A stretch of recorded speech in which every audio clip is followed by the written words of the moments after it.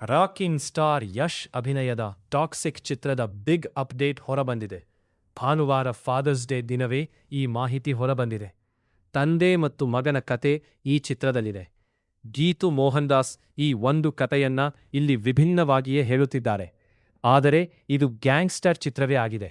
Rocking star Yash ಇಲ್ಲಿ ಅಪ್ಪ ಮತ್ತು ಮಗನಾಗಿಯೇ ನಟಿಸಿದ್ದಾರೆ. ಟಾಕ್ಸಿಕ್ ಚಿತ್ರದ ರಿಲೀಸ್ ಡೇಟ್ ಅನೌನ್ಸ್ ಆಗಿದೆ. ಹೆಚ್ಚು ಕಡಿಮೆ ಇದು 4ನೇ ಬಾರಿಗೆ ಅನೌನ್ಸ್ ಆಗುತ್ತಿದೆ. ಈ ಸಲ ಪಕ್ಕಾ ಅನ್ನುವ ಮಾತು ಇದೆ.